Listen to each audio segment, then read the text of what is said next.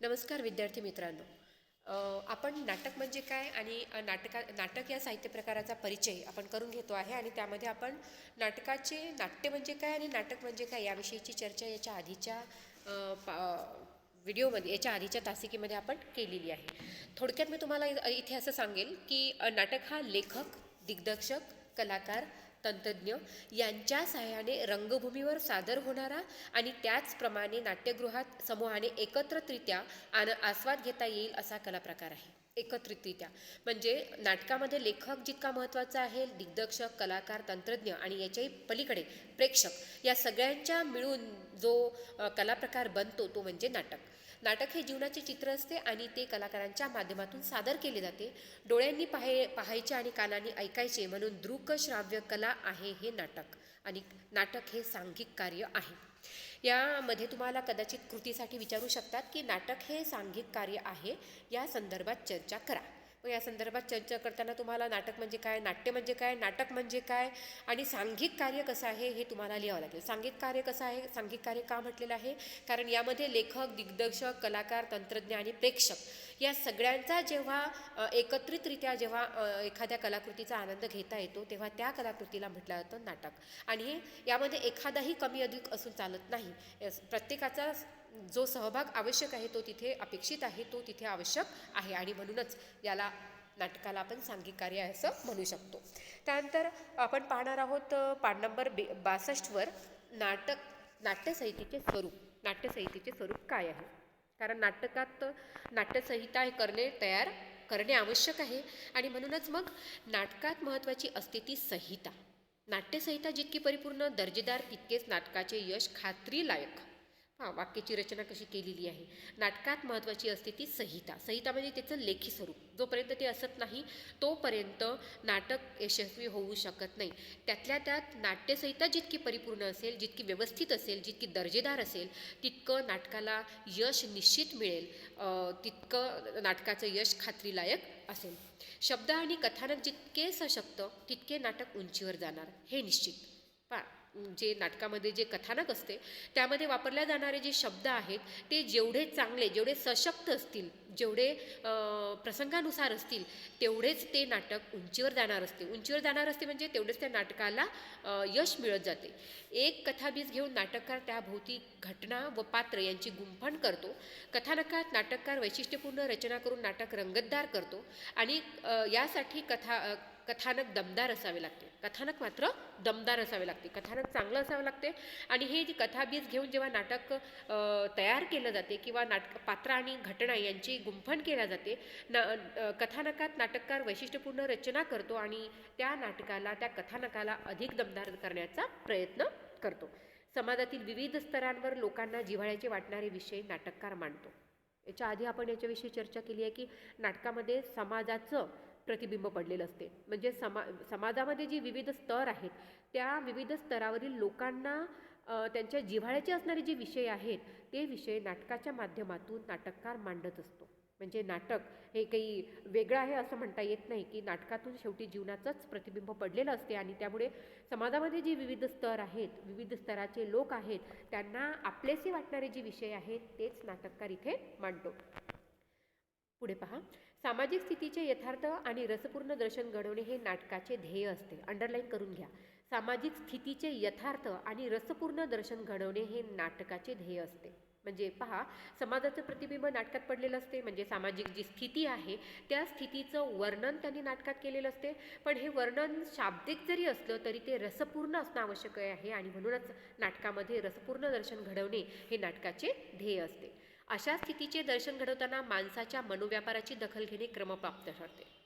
आता जर समाजाची स्थिती त्यामध्ये सांगितली जात आहे, सामाजिक स्थितीचं दर्शन त्यामध्ये घडवलं जात आहे, तर मग माणूस समाजामध्ये राहणारा शेवटी कोण आहे? माणूस आहे.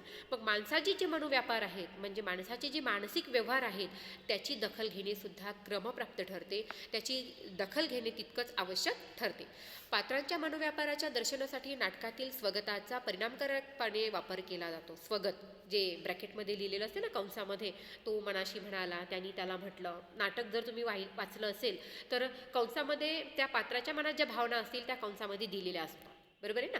तर अशा वेळेला त्याच्या व्यापाराची दखल घेताना स्वगताचा परिणामकारकपणे वापर केला जातो. त्यामुळे नाटकातील कथानकाला साजेशी पात्ररचना नाटककाराला करावी लागते. नाटकाची जी कथानक आहे त्याच कथानकाला अनुरूप अशी पात्ररचनासुद्धा मग नाटककाराला करावी लागते. नाटकातील पात्रांचे शाब्दिक चित्रण करणे की ज्यामुळे नाटकाचा तोल सांभाळला जाईल ही जबाबदारीही नाटककाराला पार पाडावी लागते. नाटककाराला काय काय लक्षात घ्यावं लागतं. नाटक तयार करताना कथाबीज निवडावं लागतं. कथाबीज निवडताना ते कथानक दमदार असावं लागतं. कथानकामध्ये जे पात्र आहेत त्या पात्रांचे जे मनोव्यापार आहेत त्यामधून त्याच्या माध्यमातून सामाजिक स्थितीचे दर्शन घडवणारं नाटक लिहावं लागतं. शिवाय कथानकाला साजेशी जी रचना आहे, पात्ररचना आहे, ती सुद्धा नाटककाराला करावी लागते. नाटकातील पात्रांचे असे शाब्दिक चित्रण करून त्यामुळे नाटकाचा काय सांभाळला जातो, त्या ठिकाणी तोल सांभाळला जातो. ही जबाबदारीसुद्धा नाटककाराला घ्यावी लागते.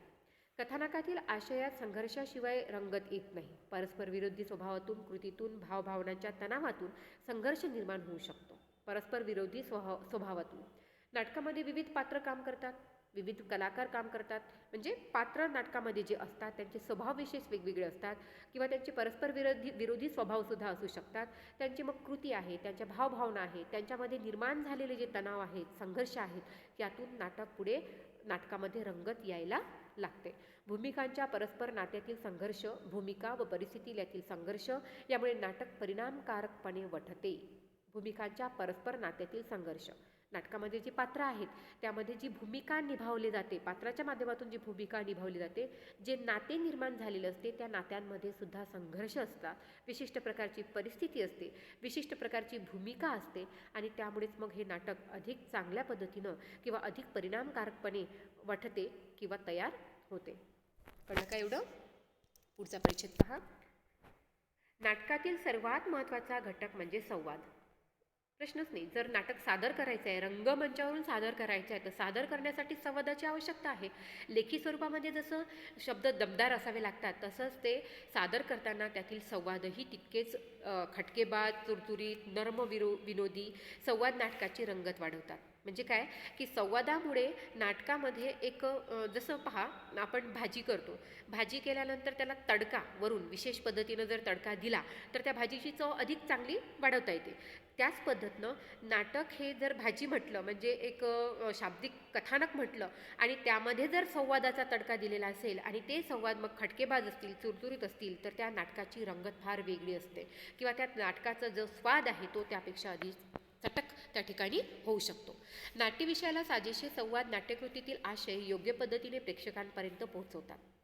नाट्य विषयाला साजेशी संवाद म्हणजे नाटकाचा जो विषय आहे त्याच्या अनुरूप ते संवाद असणं गरजेचं आहे आणि या संवादाच्या माध्यमातूनच मग नाट्यातील जो विषय आहे किंवा जो आशय आहे, जो अर्थ आहे, जो लेखकाला अभिप्रेत आहे, तो मग त्या संवादाच्या माध्यमातून प्रेक्षकांपर्यंत पोहोचवला जातो.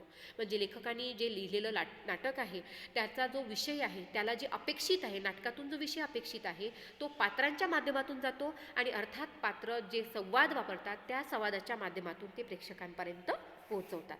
कळलं ना? संवाद फेकीमुळे नाटकाचा बाज प्रेक्षकांना कळतो. संवाद फेकीमुळे म्हणजे संवाद ज्या पद्धतीचे असतील त्यावरून मग नाटकाची उंची ठरवली जाते, नाटकाचा प्रकार ठरवला जातो, नाटकाचं वैशिष्ट्य ठरवलं जातं. संवाद, रंगसूचना, स्वगत या त्रयींनी नाट्यसंहिता तयार होते. परत अंडरलाईन करा इथे. काय म्हणत आहेत? संवाद, नाटकामध्ये असणारा संवाद, रंगसूचना कशा पद्धतीनं करायचं आहे आणि स्वगत जे ब्रॅकेटमध्ये दिलेलं असतं, या त्रयींनी, या तीन गोष्टींनी एक नाट्यसंहिता तयार होत असते. म्हणजेच काय? कृती असू शकते, कृती विचारल्या जाऊ शकते. नाट्यसंहिता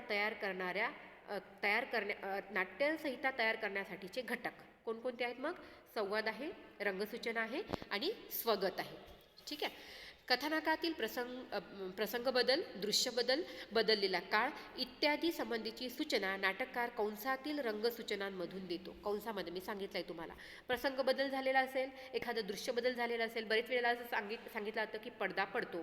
त्याच्यानंतर राजदरबार आहे, राजदरबारामध्ये जे प्रधानमंत्री आहेत किंवा मंत्रीगण आहेत ते बसलेले आहेत. हे काय त्या ठिकाणी तयार केलेले एक नाटकाची रंगसूचना तिथे तयार केलेली आहे आणि त्या पद्धतीने मग जो बदललेला काळ असेल, जो दृश्य बदल झालेला असेल किंवा प्रसंग बदल झालेला असेल त्याची सूचना नाटककार कंसातील रंगसूचनांमधून देत असतो. त्यामुळे कथानकाचे अस्पष्ट दुवे जोडले जाऊन संदर्भ स्पष्ट होतात आणि कथानकाचा प्रवाह सहजतेने पुढे जातो. अस्पष्ट जे दुवे आहेत ते जोडण्याचं काम हे स्वगत किंवा रंगसूचना किंवा जे संवाद आहे यातून ते अस्पष्ट दुवे जोडले जातात आणि नाटकाला एक प्रवाहीपणा निर्माण होतो आणि कथानकाला एक प्रवाहीपणा निर्माण होतो आणि कथानकामुळे मग नाटक सहजच पुढे जात राहते. आशयाला साजेशी भाषाशैली संपूर्ण नाट्यकृतीला उठाव देते. त्यातील भाषिक सौंदर्य एकूण नाटकांचा एक उंची देते. भाषा जितकी चांगली, जितकी प्रगल्भ, तितकी त्या नाटकाची उंची किंवा तितकं ते नाटक चांगलं असं म्हटलं जातं. ते त्या नाटकाच्या संहितेमुळे. आणि संहितेमध्ये महत्त्वाचे घटक कोणते?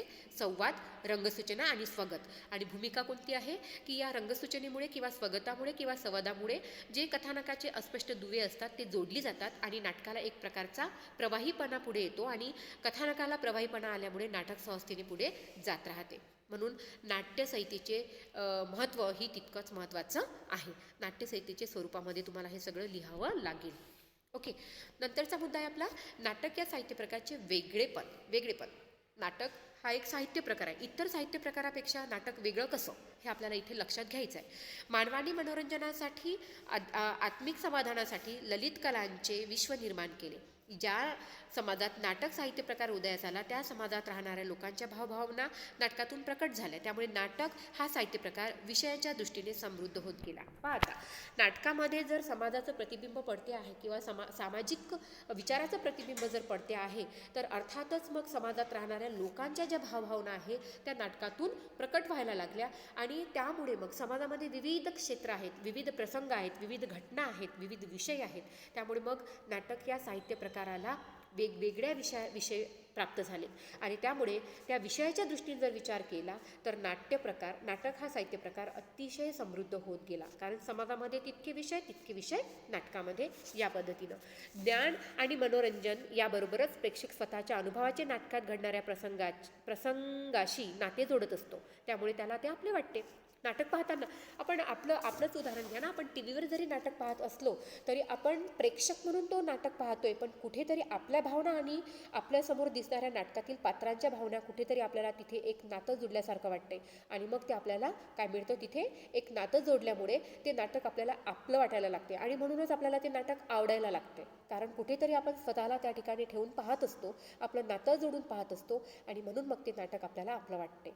तात्पर्य काय की नाटकामध्ये ज्ञान मिळतेच, मनोरंजनही होतेच, पण त्या प्रसंगाशी आपल्याला नातं जोडता येत असल्यामुळे आपल्याला काय तर ते नाटक आपलं वाटायला लागतं, आपलेपणा तिथे निर्माण होतं.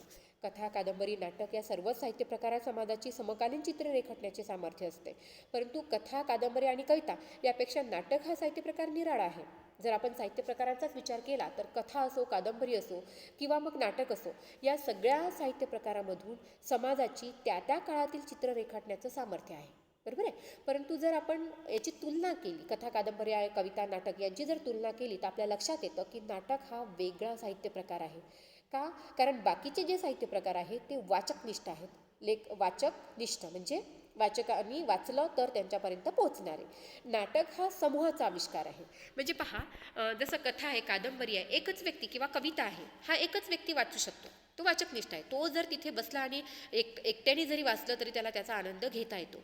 पण नाटकाचं असं नाही आहे. नाटकचं काय आहे की नाटकामध्ये समूह आहे. समूह कोणाचा आपण याच्या आधी बघितलं आहे. लेखक, दिग्दर्शक, त्याच्यानंतर कलाकार, तंत्रज्ञ आणि प्रेक्षक, हा झाला एक समूह. जोपर्यंत हा समूह तयार होत नाही, जोपर्यंत समूहाचा आविष्कार होत नाही, तोपर्यंत नाटक पूर्ण होत नाही. म्हणूनच इतर साहित्य प्रकारापेक्षा नाटक हा साहित्य प्रकार अतिशय वेगळा आहे. नाटकामध्ये संगीत आहे, नृत्य, वक्तृत्व, अभिनय, नेपथ्य, काव्य, चित्रकला अशा बहुतेक सर्व कलांचा समावेश झालेला असतो. कथा, कादंबऱ्यामध्ये फक्त लेखक आणि वाचक हे दोनच घटक असतात, पण नाटकामध्ये मात्र विविध घटक कार्यरत असतात. विष्णुदास भावे यांनी लिहिलेले जे सीता स्वयंवर नाटक आहे त्या नाटकातील कालमानदृष्ट्या पहिले नाटक आहे. सगळ्यात पहिलं नाटक, आधुनिक मराठी नाटकातील पहिलं नाटक कोणतं आहे? सीता स्वयंवर. एक सरळ पौराणिक गोष्ट सांगणारे हे नाटक 1843 आले आणि त्याचप्रमाणे 1855 साली महात्मा फुले यांनी लिहिलेली तृतीय रत्न ही लिखित स्वरूपातील पहिली नाट्यसंहिता होय. बघा, महात्मा फुलेंनी लिहिलेलं. महात्मा फुले काही लेखक नाही, ते समाजसुधारक आहेत, पण मनातून त्यांना जे वाटतं, जे त्यांना समाजाला सांगावं वाटतं, त्यांना दिशा दाखवावं वाटतं, त्यासाठी त्यांनी लिहिलेलं जे नाटक आहे तृतीय रत्न, त्याची जी लिखित संहिता आहे ती आहे पहिली नाट्यसंहिता. पहिलं पौराणिक नाटक कोणतं? सीतास्वयंवर. आता हे तुम्हाला काय म्हणू आपण, जनरल नॉलेजच्यासाठी सुद्धा तितकंच महत्त्वाचं ठरतं. पहिलं नाटक कोणतं, पहिली नाट्यसंहिता कोणती, त्याच्यानंतर पहिली नाट्यसंहिता कोणी लिहिली वगैरे, किंवा त्याच्या लिखित स्वरूपाची पहिली नाट्यसंहितेचं नाव काय वगैरे. ठीक आहे.